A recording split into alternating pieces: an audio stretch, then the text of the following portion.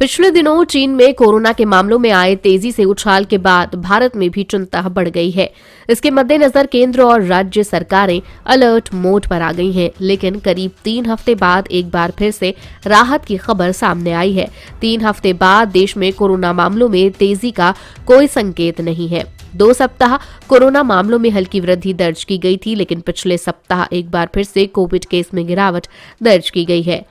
देश भर में पिछले सप्ताह 1526 कोविड केस दर्ज किए गए, लेकिन रविवार को समाप्त हुए सप्ताह में देश भर में कोरोना के 1268 केस सामने आए।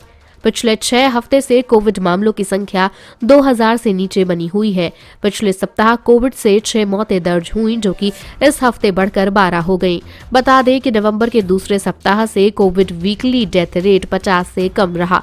कोरोना के सबसे ज्यादा मामले केरल से दर्ज किए जा रहे हैं। हालांकि राज्य में कोविड केस की संख्या गिर रही है। पिछले सप्ताह राज्य में कोविड के 467 केस दर्ज किए गए थे। वहीं इस हफ्ते ये संख्या घटकर 383 हो गई है। वहीं कोविड से 7 लोगों की मौत हुई। केरल के बाद कर्नाटक में सबसे ज्यादा कोविड केस दर्ज किए गए। बीते सप्ताह राज्य में 227 कोरोना मामले सामने आए।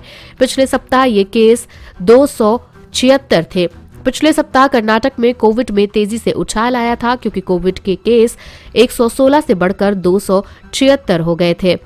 वहीं महाराष्ट्र ने पिछले सप्ताह 168 की तुलना में बीते सप्ताह 132 मामले दर्ज किए। दिल्ली में भी कोविड मामलों की संख्या 81 से घटकर 48 हो गई। worldometers.info के अनुसार जापान ने पिछले 7 दिनों में लगभग 1.2 मिलियन सबसे ज्यादा कोरोना के केस दर्ज करना जारी रखा, जो पिछले सप्ताह से 14% ज्यादा है।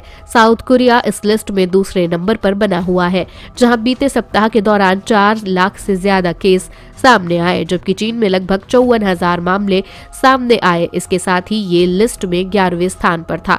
चीन में कोविड केस में एक सप्ताह में 52% की वृद्धि हुई।